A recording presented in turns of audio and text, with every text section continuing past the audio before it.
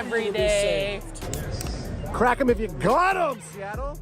Here we are at Orlean Field. And is that a Harry Potter reference? Maybe. I don't know. I've casted a lot of Lumen spells. Lumen videos. We want to see Deuce represent. We want to see him repeat. I want some repeats. And I don't need 3 beats if they repeat.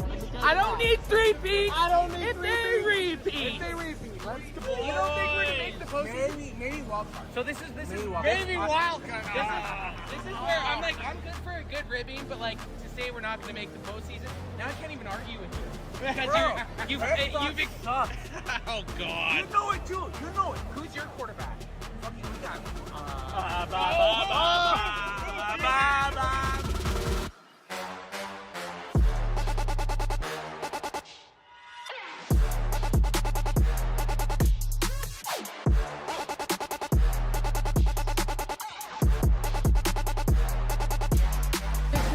This is our year. Look at those moves.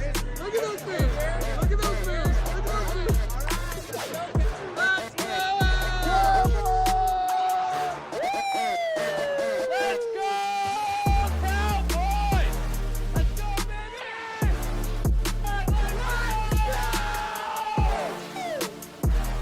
Cowboys Nation showing up!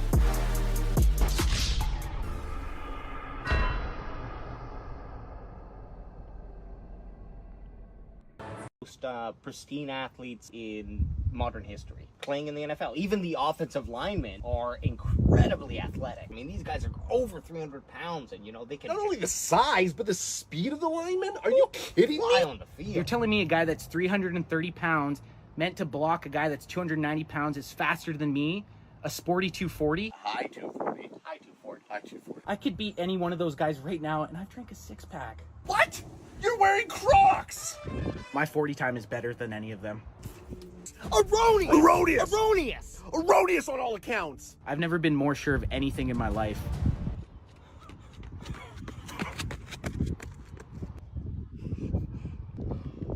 How'd I do? 13-5. Final quarter. Here we go, baby. CD for the CD, baby. And I'm going for 2. Woo! I don't know why my safety was just playing off so far. Tackle him. Yeah, well, I might be a boomer, but you sound like a pipsqueak. You don't even know how old I am. No.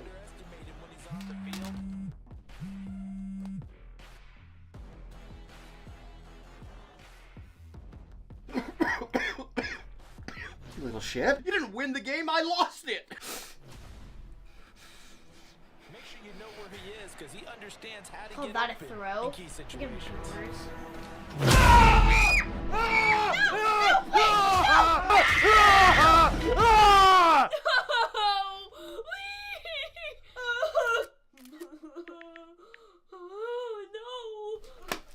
I might be old, but at least I don't still piss my pants.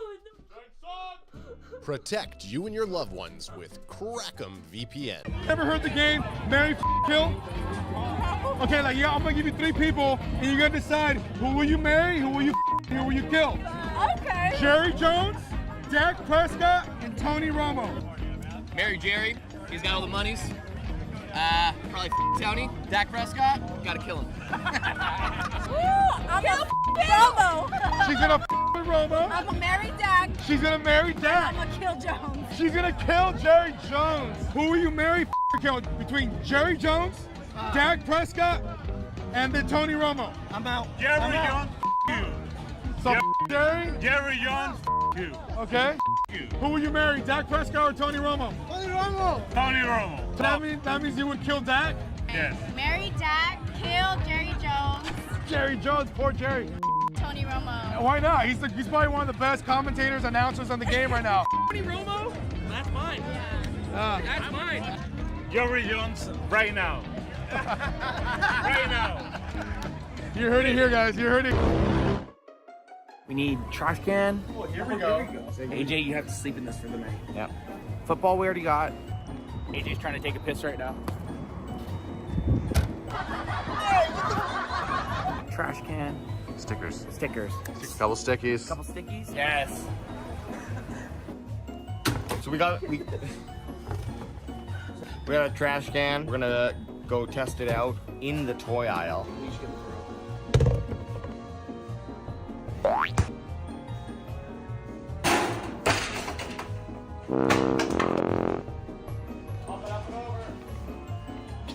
You're not getting it first try. He's not getting it. Give these guys a shot. They'll win a jersey if they get it.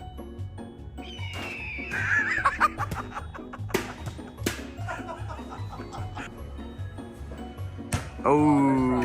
None of us made it. Come on, Dad. You get a free Cowboys jersey if you get it. None of us have made it.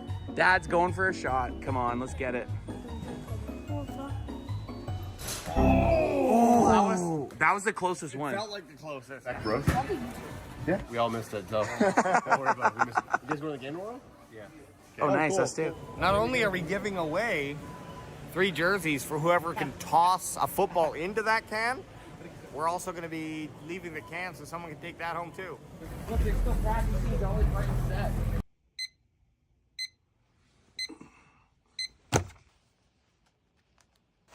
I got 2 words for you. Super Bowl! Hey, guys, what are you doing here? Game day, baby. Game day, baby, woo! Kickoff's a month away. Yeah, but we gotta get our reps in. Yeah, they train, we train. Crack 'em, bro. No, it's 7:30 and it's a Wednesday. Road pop. Oh! No, I'm going to work and I'm driving. Get out of my car.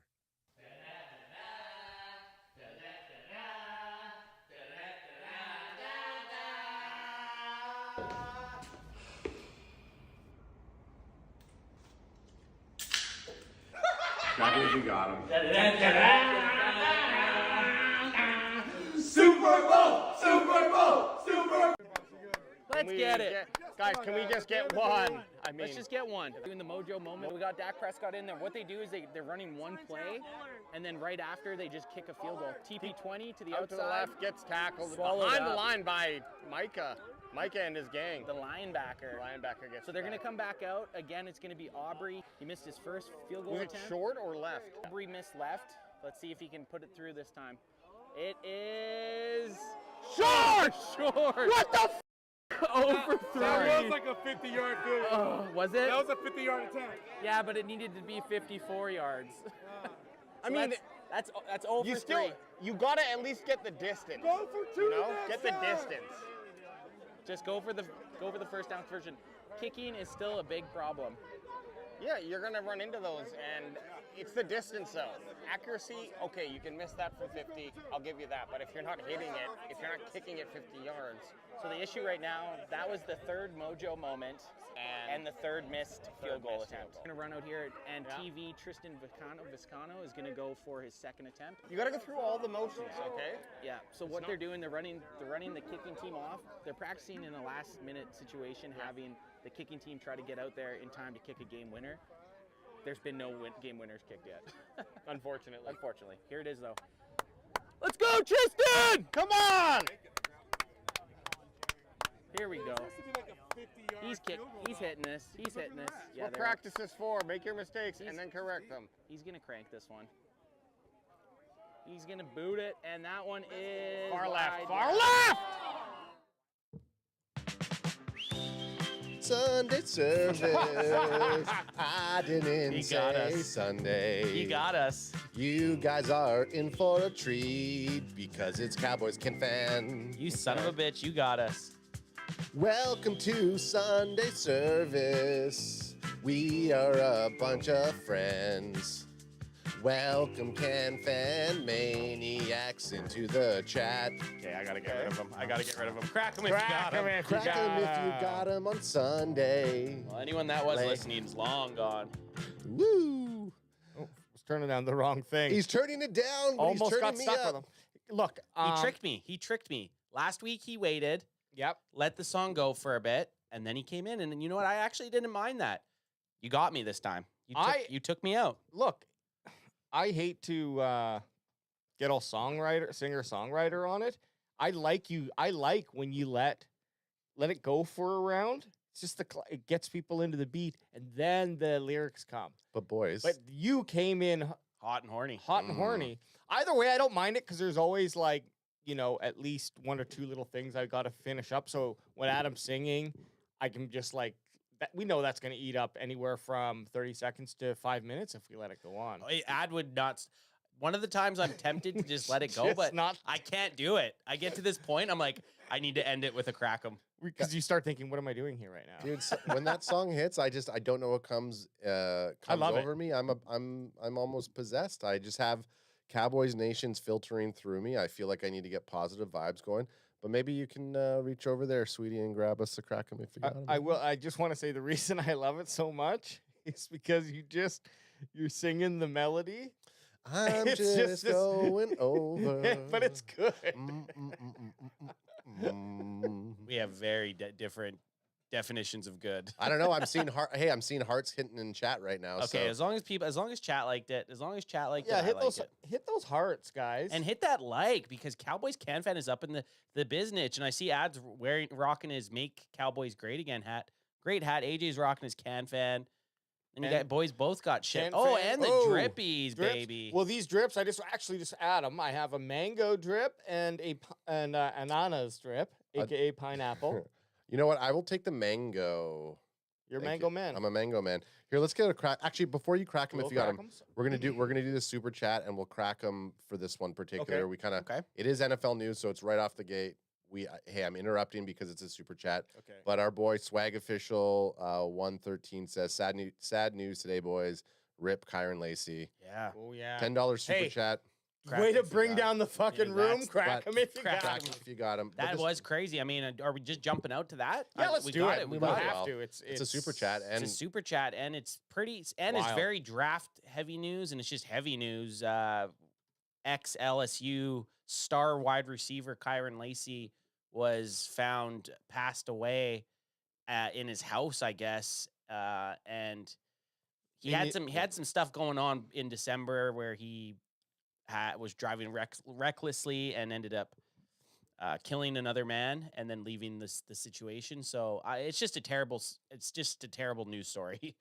There's nothing good from this news story. A dude that's 24, about to make his jump from college football to the NFL, was a highly touted wide receiver going into the draft prior to what had happened. So it's just sad. The only thing that I would say, well, maybe not the only thing, I'm sure that there's other ways you can spin it, but one positive thing that can come out of these stories is, of course, you always want to try to remember these guys for who they were.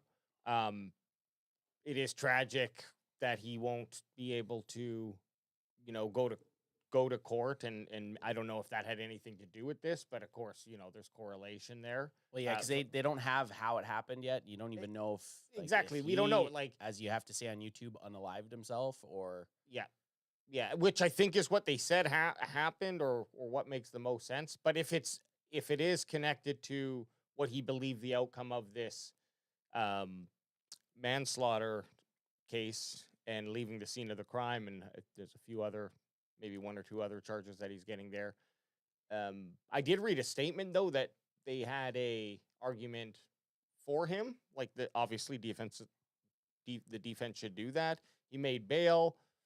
So I don't know but if that's the case, that, like I was saying, the good thing about it is that he would be able to, or that people would be able to see this and be like, okay, I need to just kind of, I have the opportunity here being an NFL draft prospect. Let me just knuckle down for these last 3 months before I get into the NFL. This is not the only time we've actually seen this, unfortunately, in the last year. If you remember, was it Henry Ruggs III or Ruggs III? Anyways, that wide receiver, kind of a very similar situation in terms of, affecting the rest of his potential to play in the NFL. And killing somebody. And killing someone. Well, I don't want to lighten that, and I actually don't really have a lot of sympathy for anyone in that scenario, right? But I can have empathy for the player, meaning I can understand how you would feel and be like, holy shit, I was about to be drafted to the NFL, and now I'm fucked and going to jail for whatever, 5 to 20 years, whatever the sentence would be. You have this golden draft ticket, this golden NFL ticket, and I mean, again, 24. You're at the age where you should know not to be cruising, doing whatever he was. But it's sad, regardless. Like there's no really positive spin. It's a sad outcome. 2 people, unfortunately, aren't alive anymore. And yeah, we're starting off with that. But it's big news. It's the biggest news. I woke up this morning. I thought it was when X or Twitter now always has these fake stories.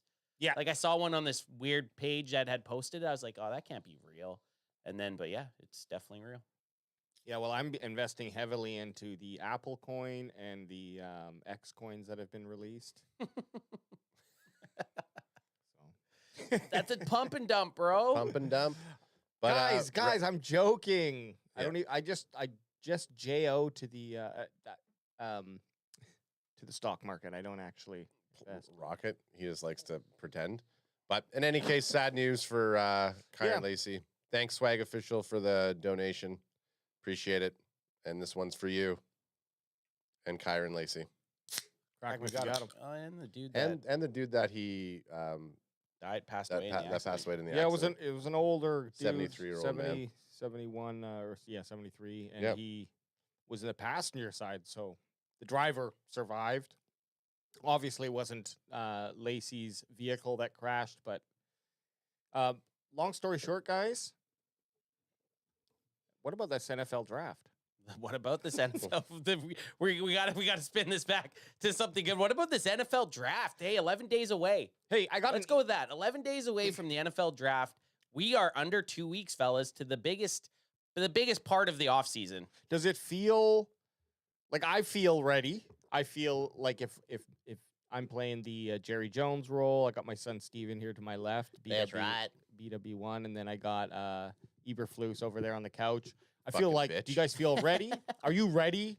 If we were to actually go to the NFL draft, do you think that we could draft A team? a team for the Dallas Cowboys? Yes.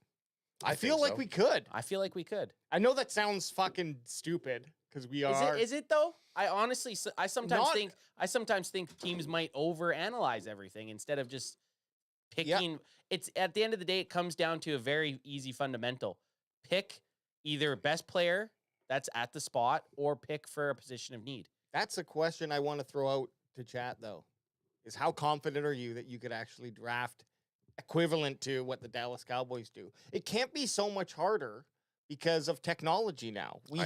We have all the footage that they would have, or maybe 90% of it, let's say. We have the breaking news on the players just as much as the NFL. Sometimes stuff's released to social media before it's given to the team now. We have all the metrics that are broken down. So you got the analytical side of it, and then you got your gut, which is your which I honestly think might be better. You know, again, I think it's good to have context, right? Yeah, I think getting teams all might. these things, I think teams might end up overlooking stuff, and that's why teams end up missing on. That's why teams don't take the first, the surefire guy sometimes because they're overthinking it, right? You could even go back to the Cowboys taking Tyler Guyton and Mozzie Smith in the last couple of years. They didn't take the best player that was on the board at the time. Either time they took a position of need. They needed a defensive interior lineman with Mozzie Smith, and then they needed a left tackle with Tyler Guyton. But that didn't really pay off yet, right? And that's the last 2 first-round draft picks. You could go back to all of our mock drafts that we did last year and even the year before. All the guys that we took with the pick that the Cowboys had, and a lot of them had a much more successful seasons than Mozzie Smith and Tyler Guyton. So I'm confident that CanFan could get in there and pick and field a team. And I think the going rate is if you can get 2 starters out of a draft class, you're looking pretty nice. I just wanted to pull up where did the Cowboys draft? To Mozzie Smith. So I just want to look at the next 10 picks past Mozzie Smith to give a idea of who the Cowboys could have picked instead of him. We know that defensive tackle was a need, but in fairness, it's been a need since 2022, like the 2022 season. So it's not like anything has improved even after Mozzie Smith or the year prior. So we could have got away signing 1-year deals with fucking washed up. The guys that ended up playing for Mozzie anyways. Like he barely played. I'm looking at a couple guys that we were like, AJ, you really like Sam Laporta. I know it's a tight end and wouldn't have been a sexy pick, but he's been a lot better than. What did we do in round 2? We'll just Scooney. Yeah, we did exactly. So you could have picked somewhere else in round 2. Nolan Smith. Yeah, Nolan Smith, another guy that I really like. Joey Porter Jr., another guy that I really like. Nolan Smith, Joey Porter Jr., or Sam Laporta. We also drafted Steve Avila a couple times. Yep. So that's actually, there's Jonathan there's Mingo. Go down to where the Cowboys drafted, and I want to see if they would have went tight end with Laporta. Okay, so there's any Schoon. guys that there's Schoon at 58. Yeah, see if there's any dudes here that we really can think of. I guess Mims. Yeah, Mims is, but they weren't really. I'm trying to think because if they took defensive tackle, like Zach Pickens, don't know much about him. Tank Dell right there. Tank Dell. Right there. Tank Dell, wide receiver. I mean, he's been nothing but injury, but maybe he wouldn't have been injured. Well, I'm just in Dallas, I'm thinking like lower taxes. So he's.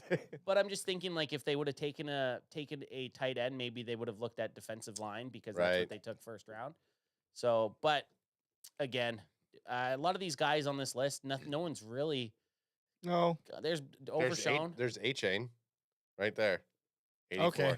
Yeah, A-Chain. Okay, now as you get to the third round, early third round, you start to see A-Chain. Even Tajay Spears is interesting.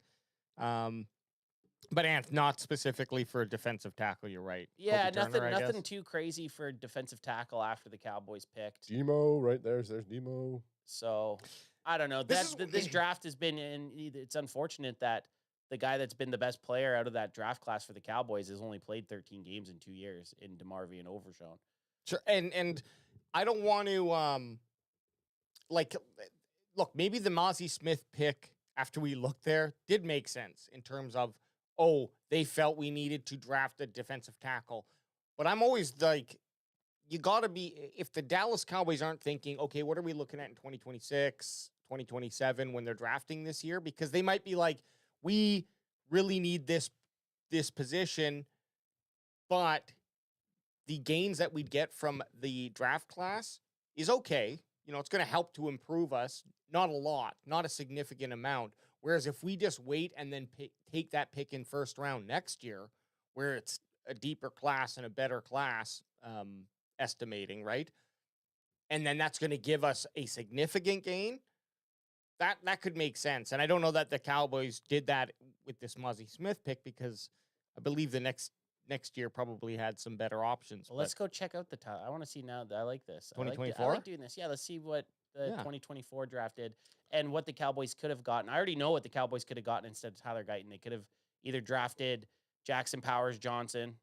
That was his name, right? Jackson Powers, the center that we used to, JPJ. And then there was also Zach Fraser at center that the Cowboys could have taken. So the Cowboys traded back to 29, selected Guyton, gained a third-round pick. But let's just see, like, if you... Oh, yeah, we were mad about Graham Barton right there. So, yeah, could have had Barton. But he didn't end up, like...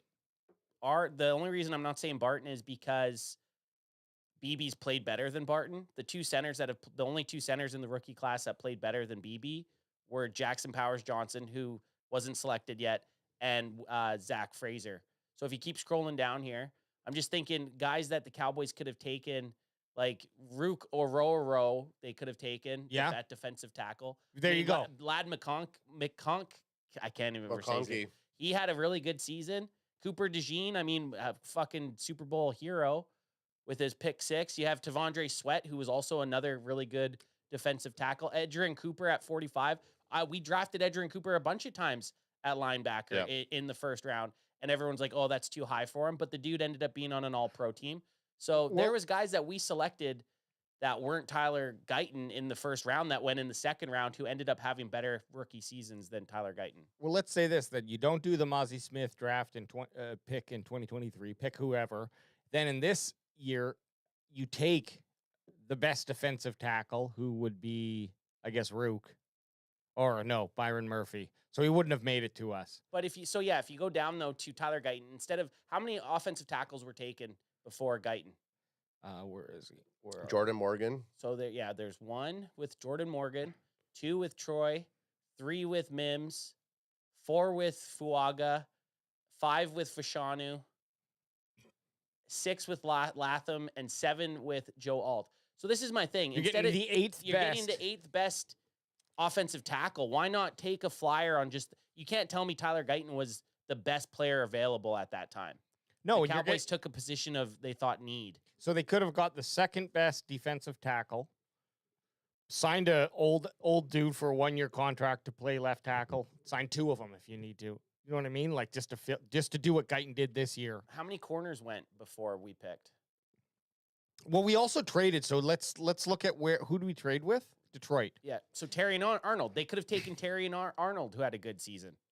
They could have taken Terry and Arnold, and Nate Wiggins. Nate Wiggins and Cooper DeJean. Cooper DeJean. So there, there's and Kool-Aid McKinstry. There's guys right there that would have had more success on the Cowboys than Tyler Guyton did.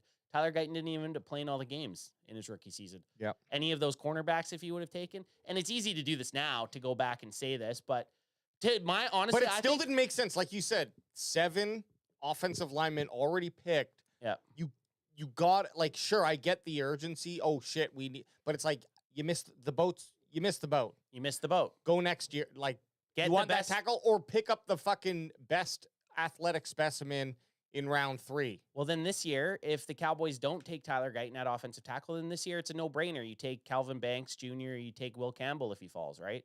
So I think that was a reach. I think the last 2 first-round picks, Tyler Guyton and Mozzie Smith, were kind of reaches at positions that the Cowboys needed. This year, at picking at 12, there's no excuse. You have to, the guy that you pick has to end up playing at least 80% of the snaps, I'd say. I just want to look at the Cowboys' 3rd-round pick, Maurice Leafau, which I'm not going to be upset about. But well, and Cooper Beebe, they picked up. Oh, sure. They picked up that pick from the trade. So it's not bad. It's not terrible. The Beebe pick. There he is, 73.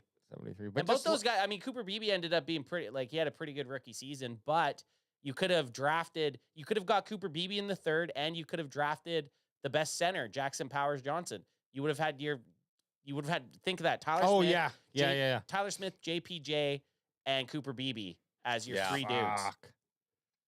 Yeah, well, hindsight's 2020, my friend. Hindsight is 2020. And getting cute and moving him over to center, like you probably wouldn't have done that then. No, you just would have kept him at guard. And look who's there at 98. A dude that we on our very last mock draft last year, our 10th and final before the actual draft. He is who Peyton Wilson, linebacker out of NC State. We took him with our 1st pick. Yeah. And the guy played unreal last year. He was on the all-rookie team. So, and I just want to give out a shout out to, I would have also liked if things have gone the way that we have set up in the optimum Cowboys universe. Luke McCaffrey would have been a great 3rd-round pick too if we got those 2, because I think he would be he's just got that grit to him, and I'd love to see him in Dallas and wonder how we would do with a guy like CeeDee Lamb. Yeah, where is he? He's in Washington. So I mean, they're no schlubs, and he could be the odd man out this year. They have a shit ton of players. Who's the wide receiver the Commanders got? They signed someone in free agency. Oh, Deebo Samuel. They traded for him. Well, they're kind of stacked. They're stacked, that wide receiver. They have a bunch of very good Scary Terry. They have Deebo Samuel. Madman in the chat saying, love how before the draft I said Mozzie will get stuck on blocks and won't be anything. Everyone laughed at me. No one's laughing now. Hey man, we said the same shit. We have receipts. Yeah, we have video footage of us being pissed off about the Mozzie pick, and then everybody telling us we were stupid and didn't know anything about football. Same thing with the Tyler Guyton thing. We were not happy. The last 2 drafts that we've done live here, we have not been happy with our first round pick. I hope that doesn't happen this year. At 12, I don't think there's a player that we could take. Like, is there a guy that the Cowboys could call out on April 25th with the 12th overall pick that you guys are going to be like, oh, fuck, I can't believe we took him? I think, not for me, but I think Omarion Hampton would be a name that could be pretty polarizing. Polarizing, right. For you, though? Not for me. Not for anyone in this. Yeah. Like, I think we'd look at that and be like, okay, you got the 2nd best running back in the draft at 12. We need a running back. So be it. But I feel like there's been a lot of pushback about the value. And that I'm not saying that that's not a good argument, because I would agree if, depending the players that are left on the board, I'd be like, sure, maybe Hampton was not the right choice. But I would not be upset if they did draft him, even knowing the guys who we sometimes could see slip down to that 12th pick from the 100 mock drafts that we've done. Yeah. I mean, if they pick any tackle or defensive tackle, then or a guard or someone, like, it's going to be a good one at that position. If they get cute and they go for someone that we probably could have gotten in the second round, I'd be a little disappointed for a trench kind of player. Well, give me a name. Because I at 12, I don't think like Alfred Collins at 12. I don't think it's possible for them to take like a guy that. Like I'd love to take him. I'm just not at 12. No, I don't think we have to worry about that. I don't want to pull up anything. I'm trying to make us use our brains to think about it. Well, like a player that would be. Yeah. For me, it would be obviously not the sexy pick. Like if we ended up getting like a Calvin Banks Jr., the tackle out of Texas, but I still wouldn't be mad because he'll start, right? I think Will Johnson might also be polarizing for people. Like a corner, because not only is he from Michigan, but he's a cornerback. I think if Tyler Warren gets drafted by the Cowboys fans, might be kind of choked. I'll love it. I wouldn't hate it. I don't think there's a player at 12 that I'll be upset with because they're going to start from day one. That's there's guys that I'd be a lot happier with. The worst case scenario would be no quarterbacks drafted in the first 11 picks. That'd be awful. That would be because then I think we might get someone who is that we wouldn't like. No, I think you're taking like Omarion Hampton or Matthew Golden or someone like that you probably wouldn't stretch for. Yeah. Well, actually, I wouldn't be mad if they picked Matthew Golden at 12. On that, and guys, I made that comment to set up this. I could tell. I know you did. I smelled a segue. You fucking dirty bitch, you. I smelt a segue. Hey, I smelled you cooking up a segue over there. Guys, don't get mad at me. Get mad at Nick Shook. Oh, he looks shook. NFL.com you writer shook me here. all night long. And we don't do this, but I am detouring from Dallas Cowboys news. Hey. But it's still relevant. It's very adjacent. relevant. It's adjacent. It's very well. It's adjacent to your comment about quarterbacks not getting taken before the Cowboys pick, and that's right. This headline could be a direct hit. Adam. Saints QB Derek Carr dealing with shoulder injury. Availability for 2025 is in absolute question right now. I'm Nick Shook, around the NFL writer here at NFL.com. Nick, why don't you tell us what happened to quarterback Carr? Derek Carr is dealing with a shoulder injury that threatens his availability for the upcoming season. NFL Network insider Ian Rappaport reported Friday afternoon. Carr is weighing his options, including the possibility of surgery, per Rappaport. Hey, first-gen AI Nick? Yeah. The Saints hold the number 9 overall pick in the 2025 NFL Draft, which could be impacted heavily by Carr's shoulder and decision on how to proceed. So I thought Ad was going to get through a whole thing doing one voice. he was close. He shook me. He was I shook close him with the AI. He was very close. He Nick shook me on that. One I day. did Nick shook you. But one day. Look, let's get down to the brass tacks of it. The Saints' need for a quarterback has definitely, if only by a few points, and I think by a lot of points, moved into the territory of need.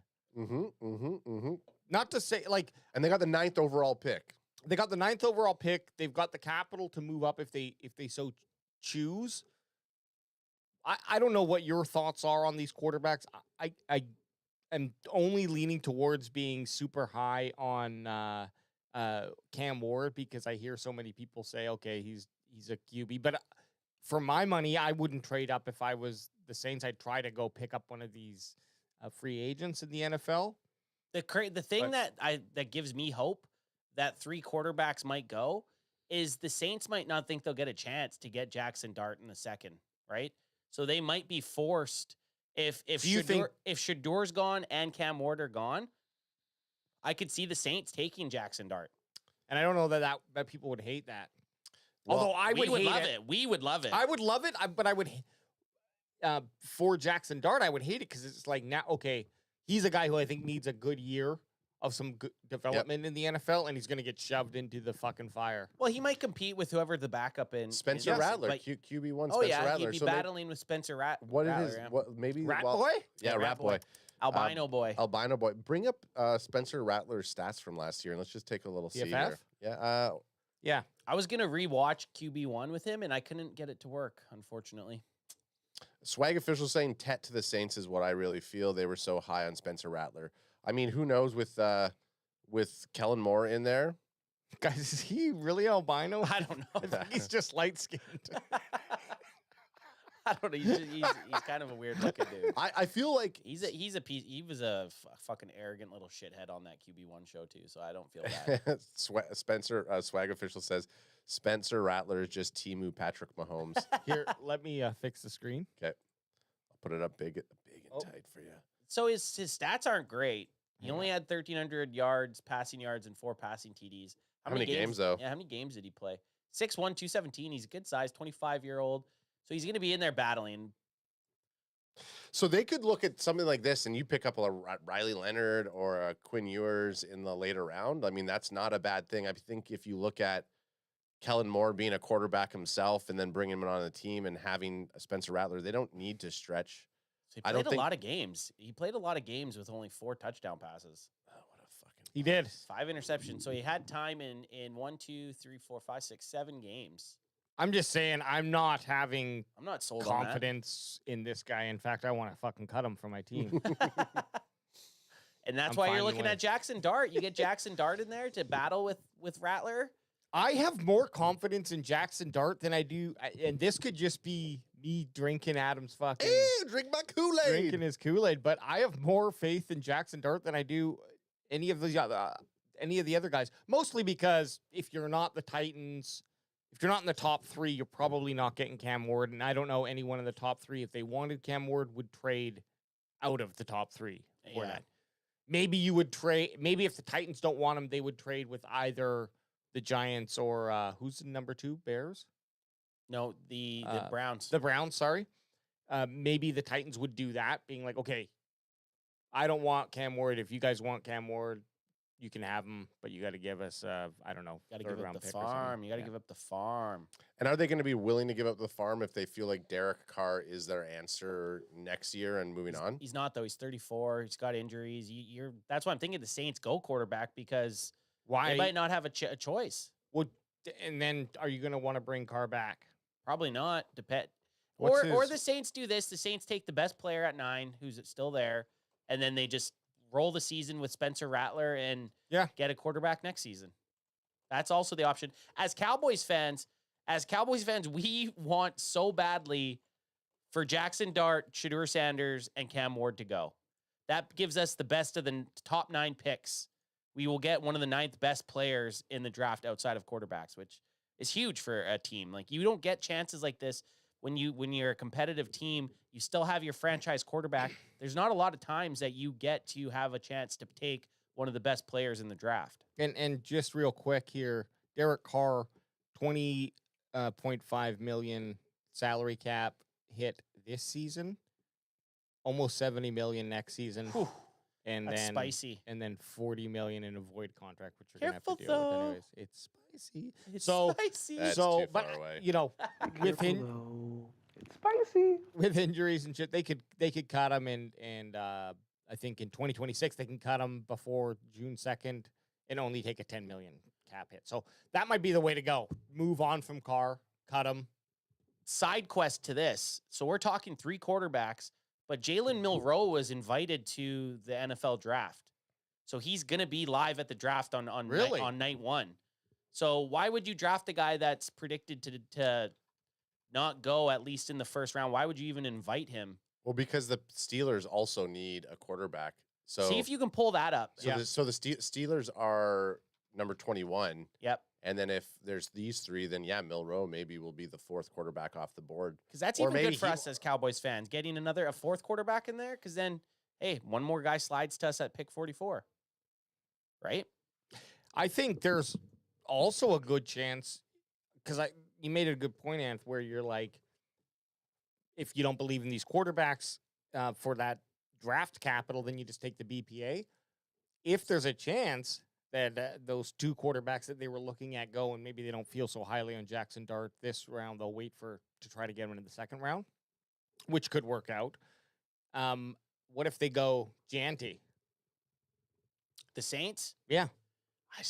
He's not going to be I'm there. saying that's not a bad idea. I think if a BPA or like he could fall, or a Tet, like a Tet, like get your big bodied wide receiver preparing there. for that. Yeah, kind of how the Cowboys did with Michael Irvin and Troy Aikman. Get your receiver there a year before your next franchise quarterback.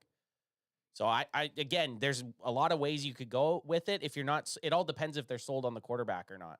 I am just looking for the invites. Oh, I think I got it right here. So this is players that are invited to where? Oh, to Green Bay this year. That would have been a fun place to go to. But I do enjoy our 3 days of draft coverage. I know. It was an older article. I'm trying to get a new one here, so sorry. No, you do you. It was fun. Ad and I went down to Vegas. What was that in 2022? Down to the Vegas draft, and just to see our draft preparation from then to now. I didn't even know who Tyler Smith was I know, when he got and drafted. we would have been stoked about him. Oh, we would have been I mean, so happy. We were stoked on the way back when we were flying back and we were watching all like the game, like breakdowns on them. Guys that prepare. Yeah, Did. yeah. We went in so raw. We did. We went in so raw. So that was like, and we have on film the honest reaction.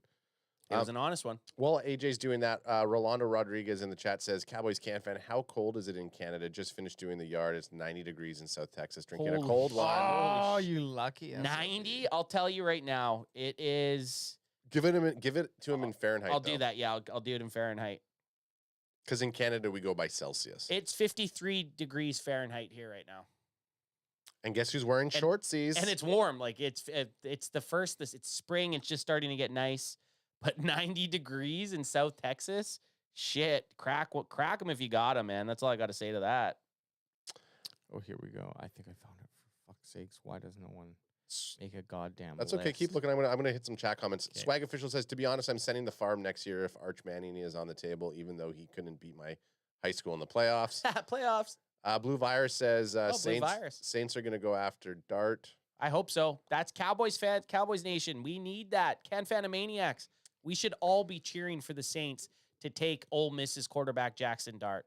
Blue Virus also says, "Are we going to watch Draft Day again?" Question mark. So we're doing a competition of 16 16 football movies. We're going to put them out to vote on our social media platforms in a bracket style playoff scenario, and whatever team ends up getting through the 4 stages, that's the movie we're going to watch pre-draft. And Draft Day is in on the list. So if it gets voted as the one we got to watch, well, then we got to watch it. So are you going to preface it when you post it that, hey, we're looking for our draft night eve show? Yep. Okay, I have one other question. Hang on, before we move on from that, I just want to bring it up. Okay. Oh, wait. And while you're here, can you edit that? Because you have move bracket. What the hell is this? Movie. Yeah, you want movie. Oh, what the hell? So yeah, there you go. This is it. But yeah, don't pay too much attention to anything in the middle here. Just look at the movies. And I really love these conferences. They make sense because we have the big league, the league division, which is Big League and Friday Night Fire. And then we have kind of the more emotional league, which is Iron Will and Smash Mouth. So what do you like? And you guys got to pick one that you think. Well, they'll get voted. There'll be four heats. Right, 4 heats. Iron Will, you'll get 2 out of that, 2 out of Smash Mouth, 2 out of Big League, 2 out of Friday Night Fire. Then play. And then 2 out of the next, 2 out of the next, and then it'll be. So yeah, you know what I'm saying. Yeah. Out of these, what movie do you want it to be? Remember the Titans. That's what you want. Yeah, I want to watch Remember the Titans draft night. Hey, we can influence votes here by our decision. I want to see the program. Well, the program, you've never seen it? I have, and that's why I want it, because I think it's fucking. The program would be a fun one to watch. It's a little on the B side. Oh, but it's so good B side. Yeah. You are missing the one with what's his name? Don't know. Can't tell. Tell me. Kevin James. Yeah, I didn't want it in there. These are too good. What would you replace it with? There's maybe American Underdog, but probably I've never seen it. I would pick the movie you want. Yes, 100%. You would replace it with American Underdog. The 2 movies, because I've seen all of the. Pick one. The 2 movies I'd want to win. The 2 movies that the 2 movies that I would want in place of American Underdog. Okay. Would either be Home Team with Kevin James, because I just think we would have a good time watching it. I'm fine with that. I don't even know what the fuck American Underdog is. And then the one with the Kurt Warner story. And then the one with it's a Hallmark one. It's that's why it deserves to be. Think about the viewing pleasure we have. So that American Underdog, Rudy, Or are you saying Iron Will, the Aaron Hernandez series? Are you trying to get rid of Rudy? No. I'm saying that the Iron Will one is a really good division. I'm just saying there's a couple other ones that could also be in that division. It could, and perhaps next year. You're right. They'll be relegated. We would have a good time with American. I gotta ask did this: watch it. if you had to pick one of the divisions to watch, like if you had to do First, I like that, but first, can we just get Adam's pick? Okay, Ad hasn't given us his movie pick. Yes. See, always trying to see. He almost had you. Yep. He's fucking the trickster. You dirty bitch, you. You don't want to pick because you have loyalties. You have loyalties in each division. Well, I just feel for the theme of our, not a football movie, but because of draft night, I would go Draft Day. That's the one that I would pick, even though we watched it last year. Can you just do me a favor while you're deciding and just read? Any Given Sunday is the one that I would pick. That's my favorite football movie of all time. Okay, and you can see these all for the audio listeners. You're gonna have to go and start looking at our social media start it at tomorrow. Cowboys CanFan. We'll have to do some I'll figure which something would be out. today because I'll pop the podcast up today. But go to at Cowboys CanFan on the Instagram. I'll post it. I'm gonna post it on everything on TikTok or Twitter or whatever the fuck it is, and our YouTube. And then I'll just take the most of what it was. I mean, just make it easy, one place.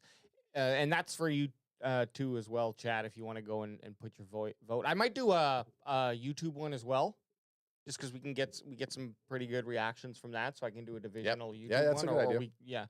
But Nance, you had another good question. Which division would you make your weekend draft movie group?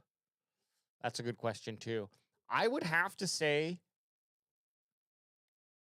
I would go Friday Night Fire because I haven't seen so many of them. Yeah, that's probably. I haven't seen Varsity. Well, no, I've watched Varsity Blues in full, but only clips on the internet. He watched clips. He didn't even see the best parts. He just wanted to JO to those two scenes. I don't want your laugh. Not that scene. Friday Night Lights, Varsity Blues. Remember, the Titans have not seen, so that's why I'd go Friday Night Fire. Yeah, Friday Night Fire's good. Yeah. And Waterboy, just to fucking just to and that's the one that everyone leaves the drive-in for. Yeah, they watch the first three and they're like, oh, it's just Waterboy. Like, Only the idiots hanging around who came for the Waterboy and sat through the first three movies. Yep. Adam, which one would your division be? Can it be the same division? Yeah. Sure. Pussy.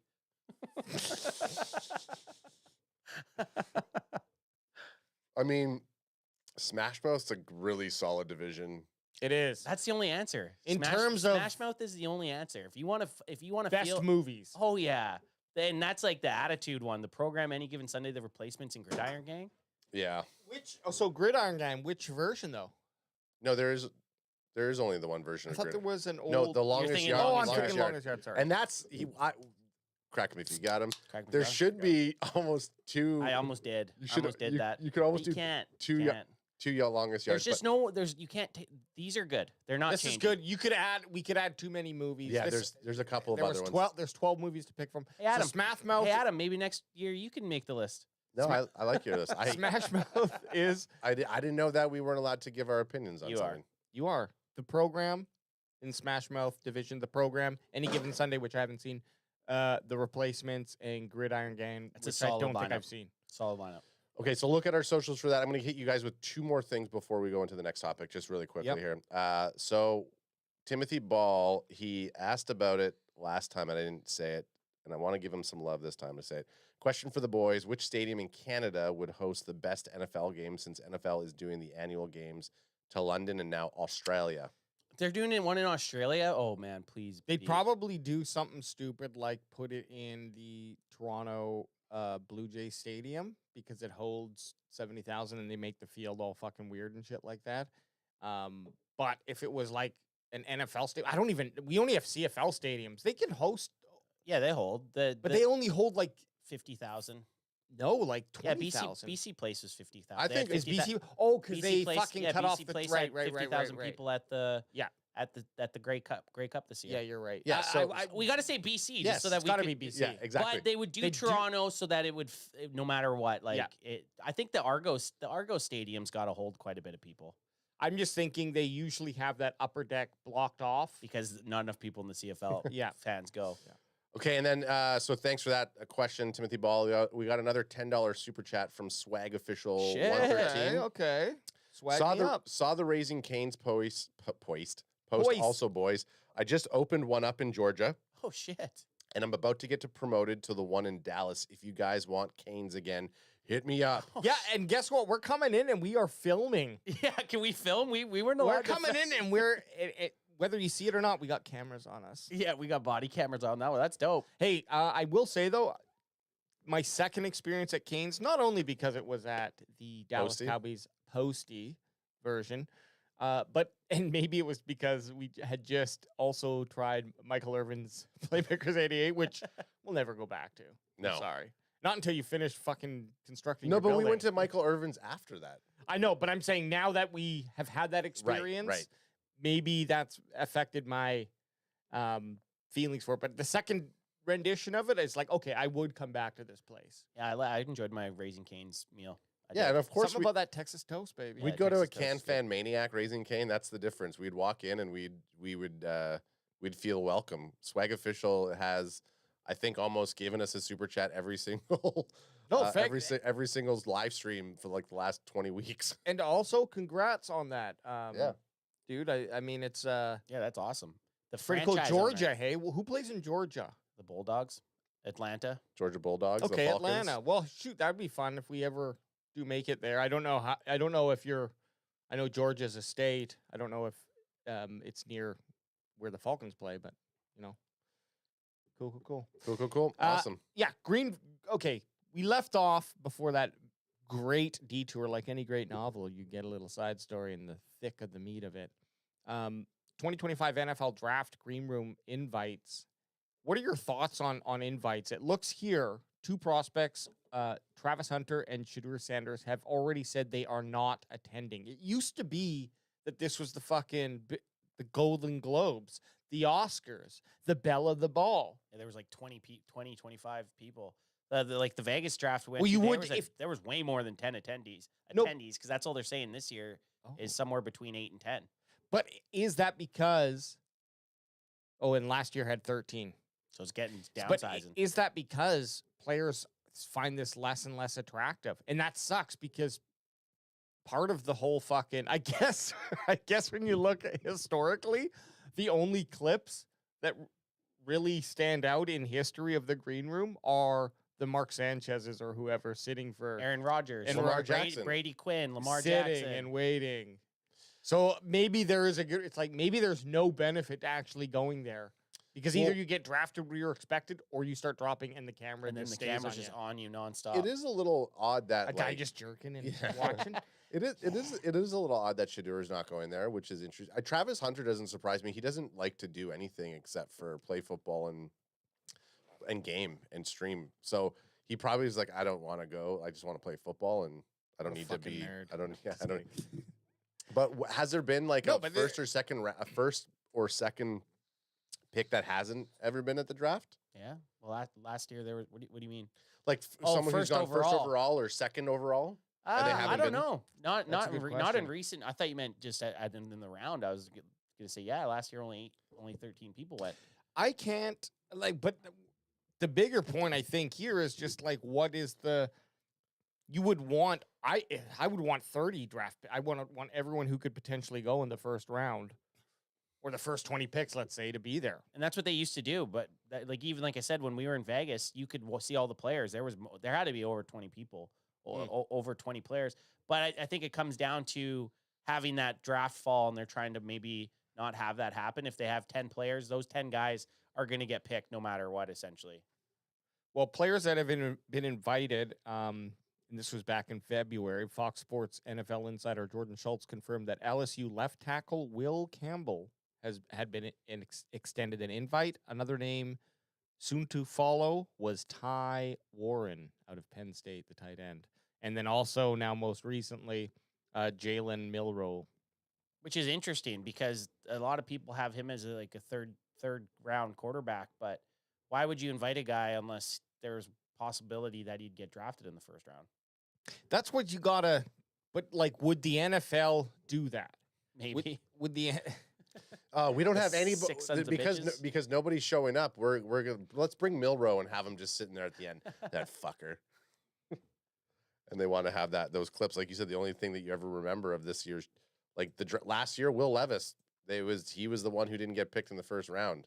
Yep. And he was sitting there dressed up. But that's the thing. I wouldn't want to be invited. And now Tennessee might be taking another quarterback. Or sorry, I would want to be invited. I wouldn't want to go if there was a chance I was going to sit through the whole day and not get drafted. Hey, free food, man. I wouldn't care if I got drafted like 32nd. I would just want to sit at home and hang out with my family and friends, I think. I think respect that's that. Yeah. Oh, I'm not hating on it. But it's like curious why it was such a major attraction. And now it's not. Maybe because players don't need that screen time to like showcase themselves. They're coming off of NIL deals. You want to get to the meat and potatoes of what we were supposed to talk about? Meat and potatoes. That was a nice conversation, guys. We flowed. I got a little hard, and then I got soft, and then hard again. That's just called the up and down. It's called the up and down, which I'm not very good at, but you know who is good at things?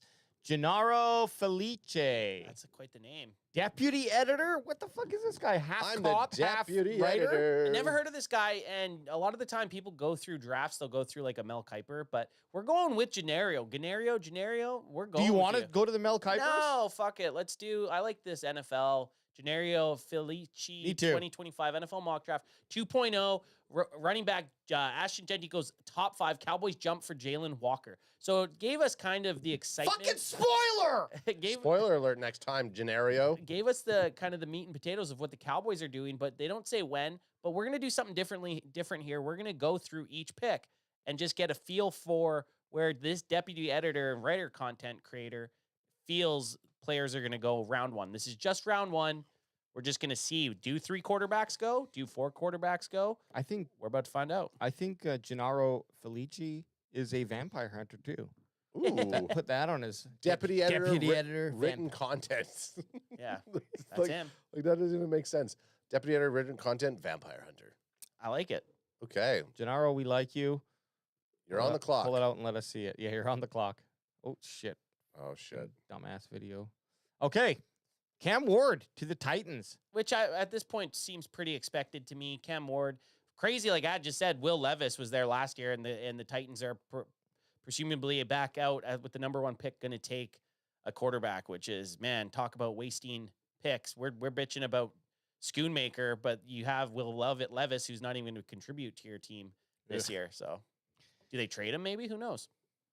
What do you guys think? Cam Ward 1 off the board. No.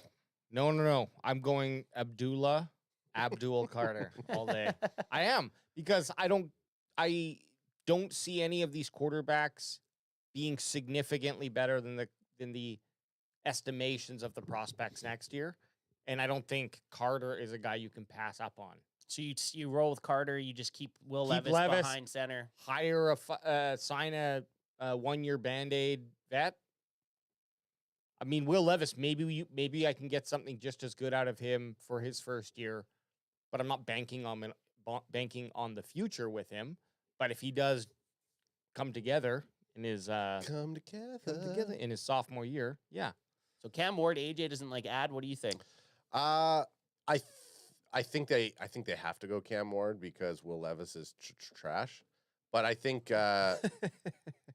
this is a tough one because I feel Tennessee Titans could go Ward, Hunter, or Carter. I'm just saying this. Either one, any 3 of those guys would do well would do well for the team and their day 1 starters. Who is going to have the best impact for your team with the most certainty for the longest amount of time?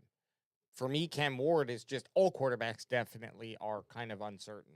Mm-hmm. But, except for Andrew Luck. He was the only one who I think was like a sure shot in the last, 10, 15 years. So that's why I'd be like, oh, Travis Hunter, sure. Because he's got the option of both sides of the ball. Yep. Abdul Carter? Yes. I think that he just has the highest floor. Yeah. In this draft. And Cam Ward just has a little too much. I don't know. If they playing in Miami, I guess maybe I'm fucking biased because I have my Skittle board. Sorry. I know. I mean, I think they have to go quarterback. They are in this position because they didn't have someone. What about Arch Manning next year? So think about this. Tennessee Titans. What if they fall? What if they actually do a little bit better because they got Abdullah Carter and they're picking third? But then you can at least trade up better than from 10th or 12th or being stuck in fucking mid-zone hell at 15 to 22. So what if the Titans do so much better that they make the playoffs? Playoffs. What if Cam? If he does, if he does that, then that's pretty. That's a good pick. That's pretty damn good. If the Tennessee Titans go from, then they made the right pick. Yeah. Okay, number 2, the Browns. But you didn't say though. You didn't say. Yeah, I said Cam Ward. I think he's going to be the pick. Okay. Do I think it's the right pick? No, because I really like Abdul Carter, and I think he is. I think Abdul Carter should be the top pick. Oh, and if the Browns do this, if they go ahead and get Abdul Carter, they're doing what we wanted. They're fucking sleeping on our bed, guys.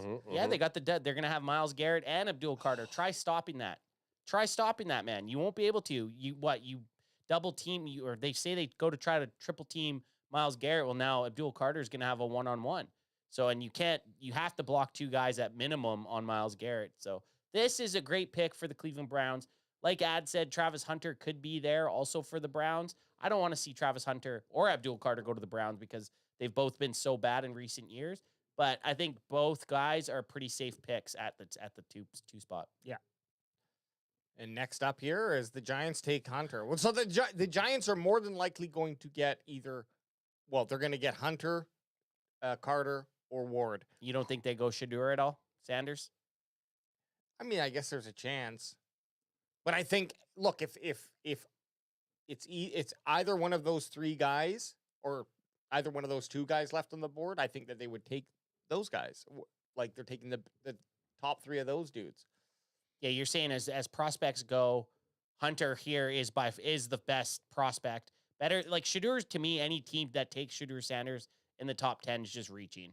I honestly do, and I even think that really with Jackson Dart. I don't think Jackson Dart is a top 10. But you could see it happening. But I could see it happening. But I think Travis Hunter here is a better pick for the Giants than Shedeur Sanders. And it kind of sucks for us because then that means we have to watch either how good this guy's going to be and hate it for the next 10 years, or he ends up kind of fizzling out. So we'll see him twice a year. If Travis Hunter goes to the Giants, we'll see the Cowboys will play him twice a year. The only thing that's for certain is that the Giants mishandle really good players. Yes. They mishandled Daniel Jones, who was touted to be really, really high. They mishandled Saquon Barkley. So will they continue that trend and mishandle Travis Hunter? Let's hope so. Somehow cut him before the season. They got one of the best picks last year in Malik Neighbors. That's the only other reason I could see them possibly going for a quarterback, getting your quarterback and your young wide receiver in the same room together for the next 5 years. Don't forget the Giants went out and signed Jameis Winston and Russell Wilson. So they got a heater of a fucking QB room this year. Definitely probably one of the most social media, like funniness, awareness. Oh my God. Quarterback rooms. And it'd be hilarious. I hope, because I don't think Shedeur is a top 3 guy. I hope the Giants pick him. But here in this situation, Gennaro has the New York Giants picking Colorado's cornerback, wide receiver, Travis Hunter. Mason Graham. Great pick for the Patriots. Yeah, defensive tackle going to the Patriots. Patriots believe they got the dude in Drake May, and Drake May really showed some fucking strong signs of being a NFL quarterback last season. So no reason for them to go ahead and take a quarterback here, I don't think. No, they don't need to take a quarterback, but the Mason Graham pick's kind of crazy because don't you think you want to protect your quarterback? And I see that Gennaro makes a little comment here at the bottom, and not to fret, Drake May, I've got something up my sleeve to upgrade your protection in the back half of this mock. But at this point, I'm trying to either get him a weapon or trying to get him some protection. Yeah. That's what I'd be doing for my rookie quarterback, not necessarily taking the best left defensive player on the board. I think that's an interesting concept, though, is like if you're taking a quarterback and your offensive line is just average, does that now mean, okay, now on our big board, we have to move up whoever it can be to help increase the protection for our new quarterback? I mean, every team should probably be thinking about that anyways, right? But that's just an interesting thing, is like your decision that you make in the first round how much does it connect to what you're trying to do in your second round, especially when you got a high pick, because you can get these guys who dropped out of the first round who are first round potential, right? So would you would you guys go defense or offense here if you were the Patriots? Patriots? I don't know. I like the idea of probably going. I don't know their defense well enough, but I do. Well, you can see it. You can see it right here. Mike Vrabel coming in. He's been stacking that defense, so the defense has already been doing a decent amount. Even with, let's say, like without knowing that, I still think that the stronger move is going with what Ann said and bringing in the top offensive lineman, right, or even top offensive weapon. Give him an Ashton. Okay. Give him an Ashton. Oh my God, yeah, that would be wild too. Take some pressure off. Genty to the Patriots would be. Now you have they might not look at it as a need with Stevens in the backfield, but it's like what team doesn't have dual system exactly? Or then get the best wide receiver then. So sure, yeah, exactly. Interesting pick for the Patriots. Ted here. Ashton Genty goes to Jags, and this is probably the lowest that we'd see him. Maybe Vegas would take him. But with the Carr injury, we'll see. But seemingly everyone, including our resident prospect rankers in these departs, Daniel Jeremiah, Eric Edholm, and Zach Zierlein, has Genty as a top 5 player in this class. So there you go. They have this is just a pure BPA pick then for Gennario that he's saying Ashton Genty is the best player on the board here. And the Jacksonville Jaguars go and get him. And this is another thing. You have Trevor Lawrence down in Jacksonville. He would get help, or he'd be benefited from the Ashton Genty pick big time. So I don't think this is a bad idea for the Jacksonville Jaguars to take Genty. I think he would thrive down there. Honestly, if Genty is who we all think he is, and I've seen him with his shirt off, and he looks like a fucking sack of potatoes. And when I say that, I mean a muscular sack of a muscular meat man. But yeah, I honestly could see him in not a high percentage, but if he went number 1 overall, I wouldn't be shocked either, just because of the potential. His ceiling might be the highest in this draft.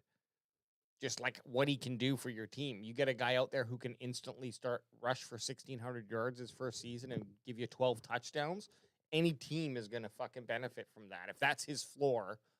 So Jacksonville getting in him. And Trevor Lawrence, man, like this guy, in my opinion, has not had the best career, but he's still highly touted. And I somehow believe it because he's been playing in Jacksonville. So, take that for what it's worth. I wonder if Genty would be the difference maker, the scale tipper. Tip that scale. There he is, Will Campbell, who we think potentially might be swapped for that New York Giants pick at 3, but he goes to Las Vegas at 6. You think you mean the New England, sorry. Patriots. Yeah. Which Will Campbell, Vegas Raiders gearing up to, it's never a bad idea to take an offensive lineman. No. He's the best. There's some questions about arm length, but the dude was an absolute monster at LSU and in college. Had no issue playing against all the SEC defensive ends and edge rushers that he played against. So he's going to go into the NFL ready. And this would be a great pick for the Vegas Raiders. I do think Genty's going to end up falling to the Raiders. Yeah. But if he's not there, I think Will Campbell. And you could almost flop these picks. You could have Will Campbell going to Jacksonville even and Genty going to the Raiders. But you get a day 1 starter drafting Will Campbell. And at 6, what else can you hope for? Well, also, Will Campbell is just another one of those guys who, crack him if you got him. I wouldn't be surprised if I saw him go number 1. I know it's like a 1% chance, but I'd be like, okay, that makes sense. You've got the top offensive tackle, and he honestly, maybe I'm influenced by the social media, but he seems like a pretty bright guy just from the clips that I've seen of him, and I really like that with offensive linemen, is having them be smart and understand football and get that kickback. Yeah. Hey. Number 7. Wow, Armando Membu, who... Oh. Adding a no in there? Well, I just spoiled the Cowboys there. But anyways, Armando Membu. It was too small. But this is a guy who we've drafted for before. Or drafted before. Because he fell to 12, and it's like, well, if he's there at 12, he's the best player there. We had that with Will Campbell. He fell to 12 to us. You pick him. Yeah. This guy's going to go in, and he's going to take over for Tyler Guyton. Tyler Guyton's going to have to play swing tackle. But the Jets, again, building the offensive line. If you have you have Justin Fields there for the Jets, why not shore up that offensive line and get Armin Membo to help build this team? The Jets have 2 good running backs with Breece Hall and Braylon Allen. They have a really good wide receiver in Garrett Wilson. Why not shore up this offensive line and get Armin Membo? This pick makes way too much sense for it not to happen. Membo, or if Campbell isn't picked, whichever offensive tackle's there, this is just such a good pick. All right, now here we go. Ad, give us this read through because you're being so quiet over there. AI ad Projected trade. But do with it AI. We want 4.0 version, more humanistic. The Dallas Cowboys have traded up to the number 8 spot with the Carolina Panthers across the Mocosphere. Jalen Walker often comes off the board at number 8 overall. Typically, though, the Carolinas native is projected to land in Charlotte. But in this simulation, the Panthers trade the pick to the Cowboys, who scoop up Walker for themselves. But wait, doesn't Dallas already have a twitchy linebacker edge hybrid?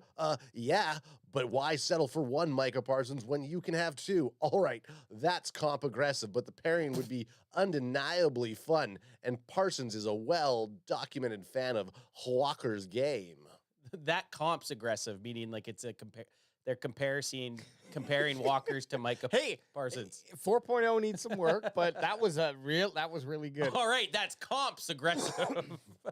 Okay, it's not perfect, you know. No, does he go on? No, okay, he doesn't. I just kind of want to know what we're trading here, and I'm going to assume it's hard to it's 2 picks. It's hard to. Oh, sorry. I don't swap think. in 2 picks. I think it's a swap, and I think one. I think one would get you there. I don't know. You're right, I guess, from 12 to 8. I don't know. I think the Cowboys moved up to 6, and we can only base off of what we have. The Cowboys went from 14 to 6, and all they traded was a 2nd-round pick when they traded for Morris Claiborne. This is the exact kind of. So this is very similar. You're moving up 4 spots. I think your 2nd-round pick would get you there. You'd have to give up. You'd have to go picks 12 and 8 flipped, and then give up your 44. I don't love that at all. Iceberg Slim says terrible pick. Yeah, I don't know. I don't think it's a terrible pick if it was at 12. I just don't think you trade up for him. The trade up, if the Cowboys had the 4th round pick, I know this sounds fucking lame. I might be okay with trading the 2nd because then maybe I could do something to get 2/3 or move my 3rd up into the 2nd and feel good about it that way. But that 4th round pick, man, it's. I hate to rag on it, but I also do love to rag on it because it's such a. It could be such an impactful pick. Very pivotal. Especially at 12. So Shadour's sliding at this point. We still have there he is. Okay. So the New Orleans Saints get Shadur Sanders. We talked about with the Derek Carr injury in New Orleans that they could be in the market for a quarterback. And say Shadur does go to someone before 9. This is where they could possibly end up drafting Jackson Dart. And I think this is. I don't mind. I think this would be a fine pick for them. And we continue to follow Kellen Moore's career. I think this would be something interesting for Kellen Moore to take on. I'm sure that he's probably had conversations with Deion Sanders. And like it or love it or hate it or lump it, but Deion Sanders is going to be a part of this kid's career. He's going to be there like the Ball brothers. And I don't know that you hate that. In fact, if Kellen Moore is saying, hey, I like what Shadur Sanders can do. I want him to come here to the Saints and be our fucking franchise QB. And you get Deion Sanders coming in and just giving some, But look at it the opposite way of that. Say they come out and start losing. Everybody's going to be, well, fire Kellen Moore and hire Deion Sanders. That's what's going to happen wherever Shadur goes.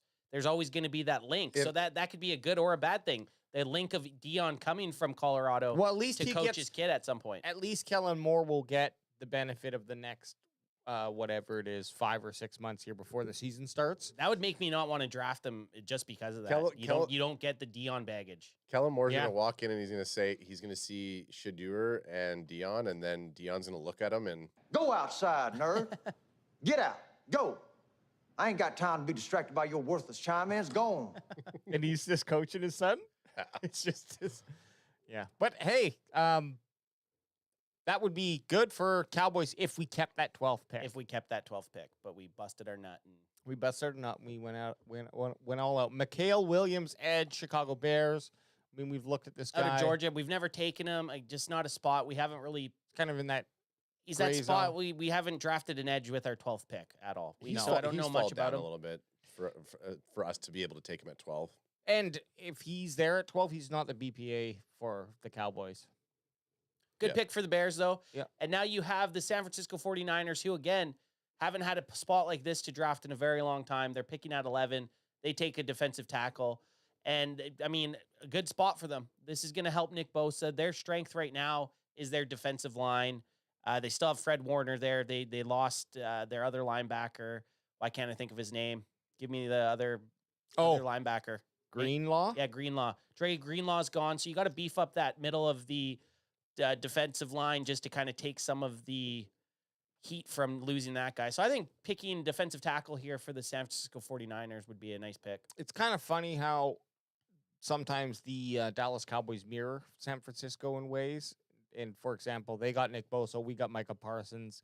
I can't speak for San Francisco, but we got a bunch of, questionable guys on D-line except for some standouts.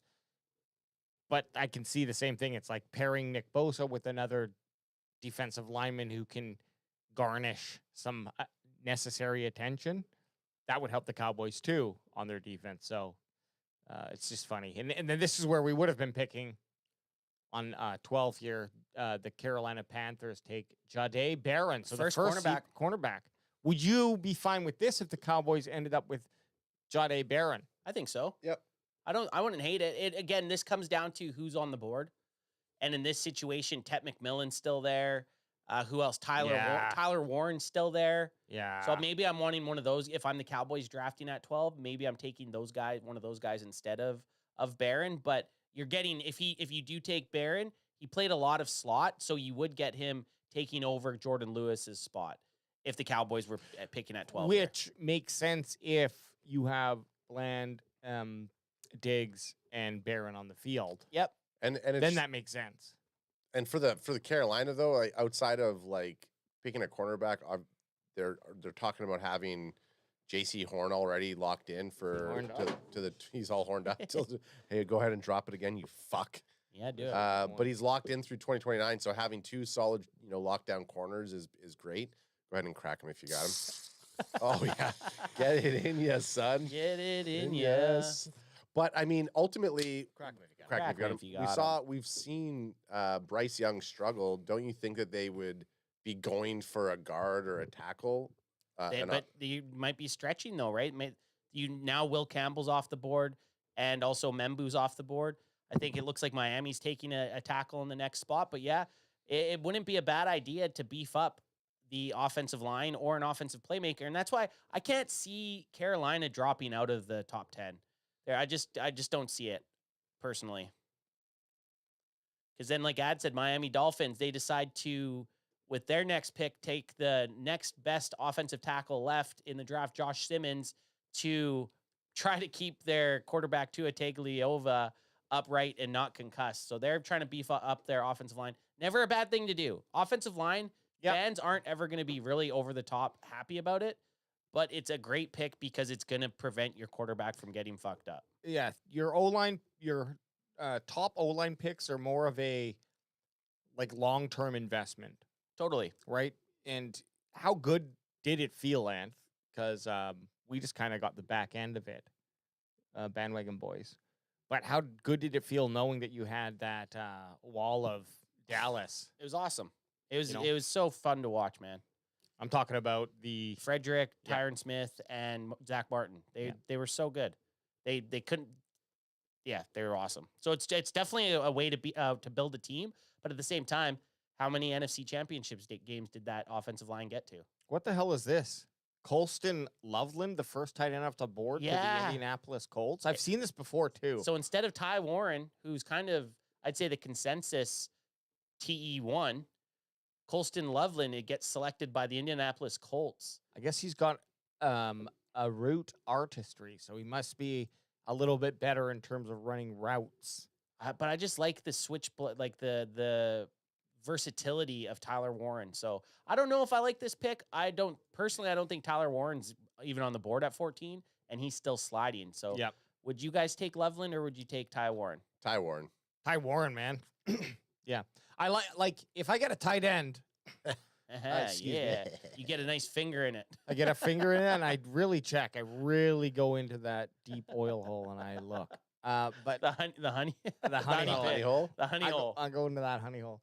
I think that I want my tight end to have some blocking prowess because I don't want him to I don't want defenses to know when he's on the field 9 times out of 10 he's going to be running out there. The point of the tight end, in my opinion, is that you add some trickery. He might block. I want maybe a 6.5 out of 10 kind of split. 65% of the time he's running routes, but shit, 1/3 of the time he's staying home and blocking. And that just adds a little confusion for the defense. I'm not saying Colston can't do that. Don't know too much about him. Just high on Ty.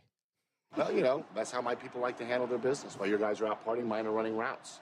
Will Johnson, second cornerback taken from Michigan. He will start right away. Nice pick by the Atlanta Falcons. Yep. There, again, Will Johnson or Jahdae Barron, either or could be CB1, CB2, depending what you guys think. Matthew Golden goes to the Cardinals. First an interesting. First wide receiver taken off the board. Wow, look at that. That would be wild. With a pair of big body wideouts in Harrison Jr. and Michael Wilson and a paid tight end in Trey McBride, the Cardinals now look like they have I'm just freeballing now. Now the Cardinals look like they have a stellar offense with Matthew Golden. And you know what? If you're going to lose football games, just give me some fucking fun offense. Make it exciting. So that would be back-to-back years that the Arizona Cardinals used their first pick to go wide receiver. They took Marvin Harrison Jr. at 4 last year, and then they take the first wide receiver off the board, Matthew Golden, ahead of Tet McMillan, ahead of Amika Ibuka, ahead of Luther Burden, the third. So Matthew Golden, first wide receiver in this draft, taken at 16. Who's the QB for the Cardinals again? Kyler Murray. Kyler Murray. Yeah, so they're really saying, hey, Kyler Murray, if they do this pick, even if they don't take Golden and take then the second wide receiver off the board or third, they're saying we are giving you all of the We're giving you everything. everything you need. Win. And because they have Connor, James Conner in the backfield, nice running back. So they're really beefing up Trey McBride. Like they said, they just paid him very nice offensive weaponry that Kyler Murray has. For fantasy, I'm looking at Trey McBride, but Definitely. maybe not if they bring in another wide receiver. Malachi Starks, who we looked at, safety, goes to the Bengals. They have to draft defense after paying Burrows, T. Higgins, and fucking why can't I think of his name? Star wide receiver there. Chase, yeah. Yeah, that's another Jamar Chase. The meme that goes around when it's Burrows, Higgins, and Chase is from a movie that you left off the board, but Little Giants, where they're walking around trying to get everybody else to the team. Yeah, I left Little Giants out of here because it's a kids movie. Okay.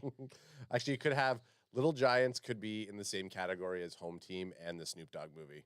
Those are 3 ones. There's another kid one that we could throw in there. A real quick hit Pee-wee from division. Guerrero or whatever the fuck his name is. Yeah, Gennaro Garando. It might be illegal with a prospect this accomplished, but I'm claiming Starks is my guy. Oh. So he's got his own my guy board. You got your own fucking Mount Rushmore? You fucking Gianni? Too bad we don't up us here. We don't acknowledge that. He just has the Rushmore and it's just his face on every single one. Gray Zabel. So interior offensive line. So this is the first guard taken. I like the look of him. First guard taken, and North Dakota State's been hammering out offensive interior linemen the last few drafts. And again, Seattle's beefing up their O-line. Never a bad thing to do. Not the sexy thing, especially at a guard at 18. The Seahawks got rid of DK Metcalf. They could replace him here with a Tet McMillan, which I might be more inclined to do than taking a guard. Kind of, you lost one. Why not refill your boots with 2 with Lockett? Yeah, and Lockett. So I would be refilling at wide receiver. The more interesting thing here is the Tet McMillan fall right now. Mm-hmm. Yeah. He's fallen, boys. He 18, and you don't even have it. So Chargers trade up here with Tampa Bay to take Tyler Warren. This would be a nice pick by the Chargers. Ad? The reason Warren goes a lot higher in most mocks, he could be a true Y tight end, a dying breed of player who's equal parts blocker and receiver, offering a real inline ability. Well, what do you guys Now? think? Is this a good pick for him? Well, The give me the reason, drop. the reason Warren drops a bit in this mock, it feels like most modern offenses overwhelmingly value receiving ability over blocking prowess at tight end 1. Typically prefer agile weapons who can route guys up. Okay. Well, That being said, I- Jim Harbaugh loves tight ends, all Yeah. shapes and sizes. You dirty fuck, He Genie. does. you dirty genie. What's genie? The guy's name, Oh. Gennaro. Gennaro. Genie's dirty. Tyler Warren's not going at 19. No, not There's a no way chance. he's getting down this far. However, on the Chargers, I mean, yeah, sure. Great pick by the Chargers. They're like, we need to get up there. We need to trade up, get the Bucks, give them what they want. Let's get Tyler Warren, the best playmaker, still on the board. They're probably sitting there like, are you fucking kidding me? I also, again, I think they could have done this trade and taken Tet McMillan. I'd be saying the same thing, that Yeah. it was a good trade up. Well, that's the biggest thing now is I want to see where Tet's going. They got Lad McConaughey. There we go. McConaughey, though. Sorry. Oh, do you want me to do this? Yeah. With the possible exception of Shadur Sanders, let me get the big screen here. This is Tet McMillan. McMillan could have the widest draft range. So at number 20, the Denver Broncos select Tatario McMillan, who's dropped so far down the list, he's going to be throwing slangs with Bo Nix, and Sean Payton, who didn't make our movie list with his movie all about his life called Home Team. I had him going 6 overall in version 1.0 and still can easily imagine him coming off the board in that area. But in today's simulation, he falls right into Denver's lappity lap, giving Bo Nix Hey, well, another what do you guys big body target. who can Fuck learn what this from. guy thinks. What do you guys think? Tet's one of the dudes that we've drafted quite a bit. We've taken him at what, 12 a bunch of times. He's falling to 20. Do you think this is possible? I think it could be possible just with only the arguments this guy's made, but there's been some other picks where I just can't see Tet. I see wide receiver, being as a bigger need. Can't see him falling this far. I can't see him falling this far either. I do think Golden's going to go before Tet, though. That's fair. I think Tet's probably going to go before Ty Warren, which makes me really, man, there's a lot of picks if there's 2 quarterbacks gone that the Cowboys are going to have basically a nice BPA list. I feel like I could have a mock draft on NFL.com. I think so, too. That's where I go. Okay, Pittsburgh Steelers picking at 21, Omarion Hampton, a guy that we really liked, and a guy that I think the Broncos would take at 20. Maybe over Tet McMillan. I don't disagree with the Tet McMillan pick for the Broncos with Bo Nix being in his second year. You get him the best wide receiver on the board, but yeah, Omarion Hampton makes a lot of sense for either the Steelers or the Denver Broncos in this spot. Omarion Hampton, we've drafted him at 12 in some of our mock drafts. He's by far the next qualified running back after Ashton Genty. Great pick by the Steelers. They get a need and a future playmaker. Now, I was going to say, are they assuming that they're going to pick up Rodgers here? Because they don't have a quarterback right now. You're right. They don't. So you're thinking that possibly a Jackson Dart could have also went here to the Pittsburgh Steelers. Yeah, Jackson Dart. That would actually be a pretty nice, appropriate place for Jackson Dart to go, I think. 21, yep. Around that. Here's an interesting thought. I think Hampton might have the better rookie season than Genty. But Genty might come in just because Genty's probably going to get drafted to a shittier team. Right. So he might be a little more stifled. That makes sense. He might be the only weapon on the team that he gets drafted to. Whereas Omarion Hampton might go to a team like here, like we're seeing in this mid-level where they do have some weapons, or maybe, he's not the focal point. Not going to be the focal point. I could see also the Broncos taking Hampton and the Steelers taking McMillan. Totally. So if either one of these players are here in this 2021, they're probably getting picked by these teams. Just remember, the Steelers have George Pickens and they have DK Metcalf, so I can't see them picking if Tet McMillan is at 21, maybe they might pick him, but more so a quarterback. They need a quarterback because they have the wide receivers, but the Omarion Hampton would make sense with the possibility, and maybe like you said in this mock draft, maybe Gennaro Dirty Genie is thinking that they end up signing Aaron Rodgers. He just doesn't have it like that because he wants to argue with people. Yeah, I'm not going to give you context. No, you got We don't to want message it. me on Twitter if you want context. Message me on tweets. Hey, slide into my DMs. slide in my DMs. So Tampa Bay Buccaneers at pick 22. They projected a trade, or he projected a trade with the Los Angeles. Oh yeah, sorry. So they didn't move. They moved up two spots. Probably gave away a 5th round pick. Who, the Chargers? Yeah. Yeah. Or 3 spots, sorry. 3 spots, gave something up. They ended up getting, and then Tampa Kenneth Bay Grant drops back, gets a defensive tackle. Kenneth Grant, who again's been, we've seen him slide a little bit since we've been mocking. Yeah. Because he was kind of around 12 some of the times when the Cowboys could have got him. But why not beef him up? You got Vita Vea already there. Yep. You're going to have, they're trying to mimic in this situation what the Philadelphia Eagles did and just get a couple big-ass bodies in the center of your defensive line. You can't. They're basically saying you shall not pass up the middle. Kick it out to the outside if you can, but you're not coming up the middle. Yeah, do what you need to do, but you ain't running up the middle. You ain't fucking. I don't mind that. I like when a team, whether it be a cornerback shutting down the side of the field, but you basically cancel out. You can't do this. It's a nice little cheat. Trey Amos here, who we've taken in the 2nd round, goes 23. Yeah, that's a big jump for him. And the Green Bay Packers trying to shore up their defense, have guys like Edgerrin Cooper from last year on their team. So they're really trying to get their defense back on the board. They're losing Jair Alexander, so this could be a replacement for him. And not a bad pick because after Trey Amos, there's not a whole bunch of cornerbacks to get. So they probably, in this situation, we ain't getting a cornerback in our 2nd pick, so we better take the best one left. I'm a little surprised because it would have been nice to see them. Green Bay, I think, could add another wide receiver, and there's still some dudes on the board, but I guess of dudes on the board still. Just because this is only based off of our mock draft knowledge, where we're seeing Trey Amos be drafted, or Amos. I don't know. Maybe it is Amos, but he is the 2nd wide receiver. Is he the third? What? Will Johnson and Jahdae Barron ahead of him. 3rd cornerback. So, and this is where he was talking about. We got a projected trade, but he was talking about Drake May getting some help. So it looks like the New England Patriots trade back up into the 1st round to get Texas offensive tackle Kelvin Banks Jr., which again, this seems like a far spot for him to fall because you only had I believe the 3 other offensive tackles taken ahead of him. So this is a far fall for Kelvin Banks. So it is a far fall, but also great pick by New England. Do you give up?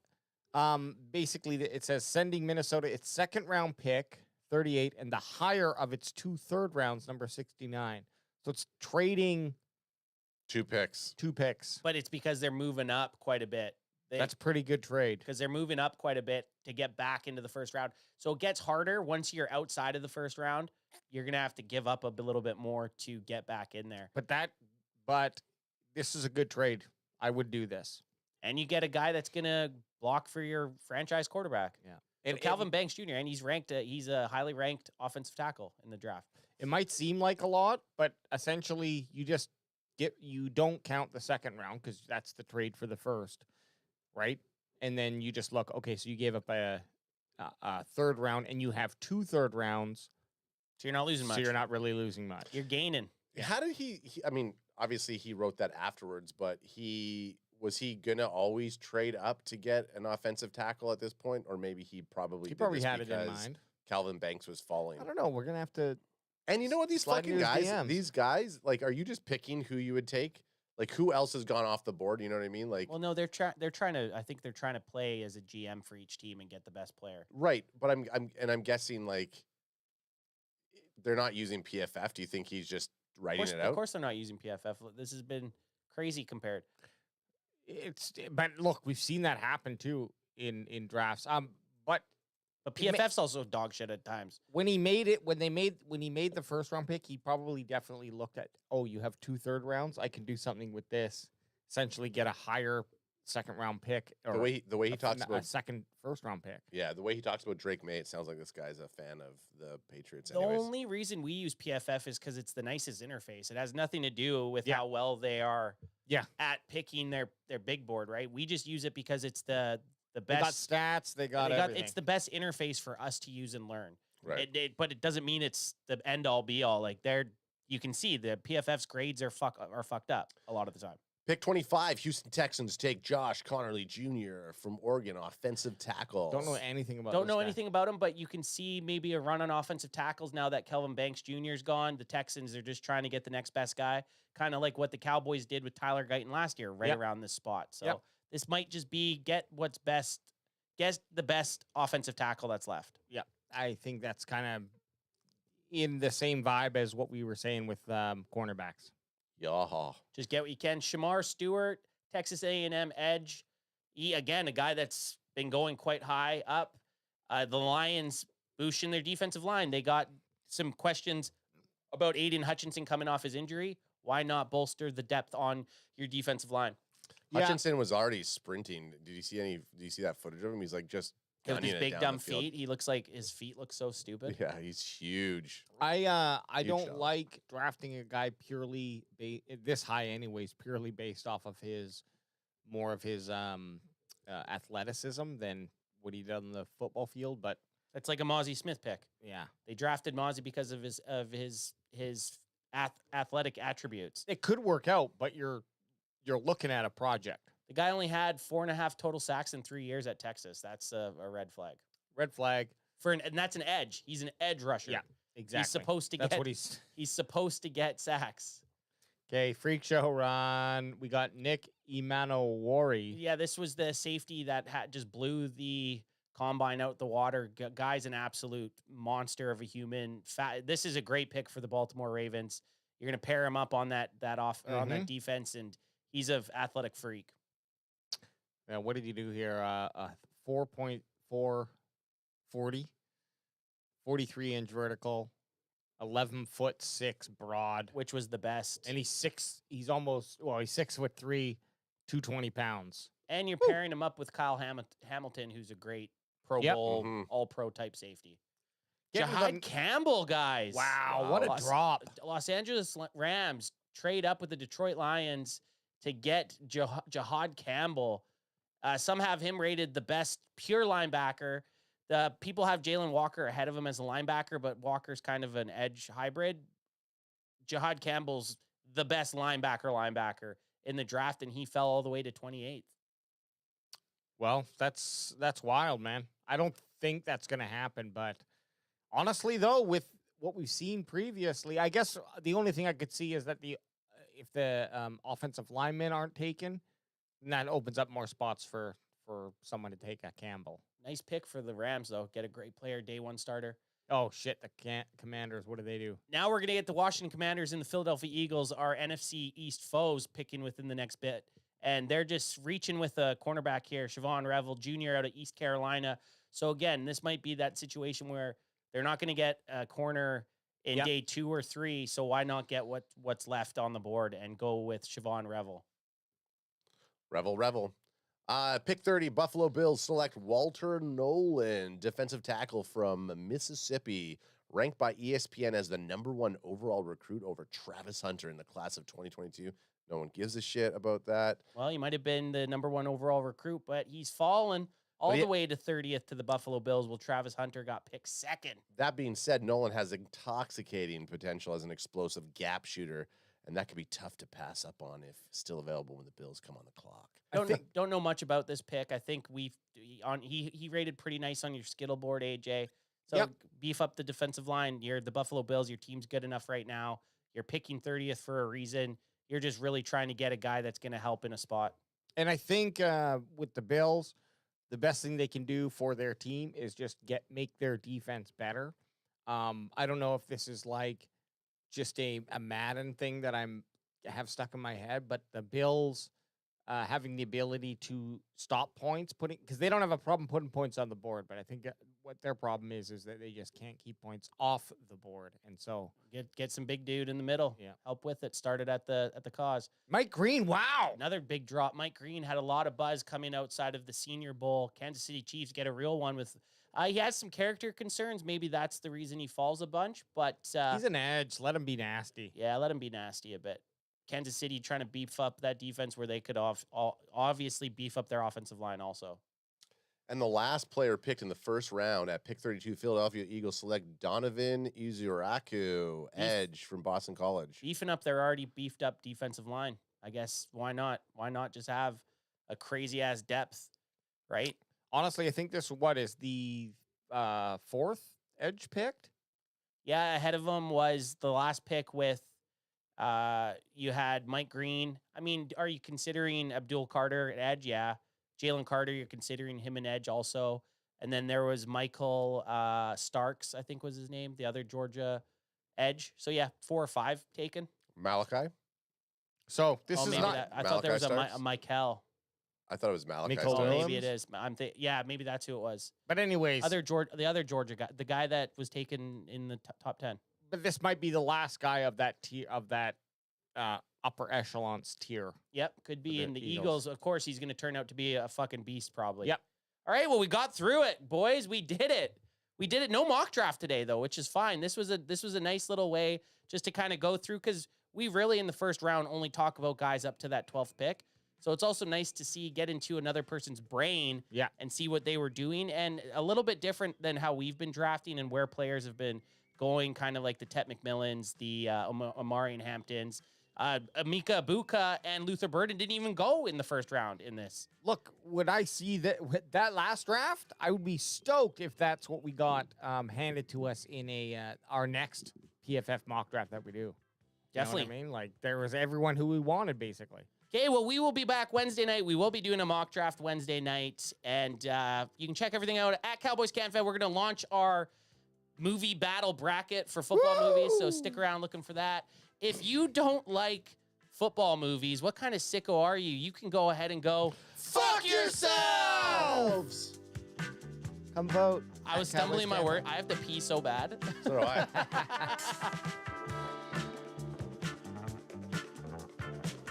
My eyes are yellow.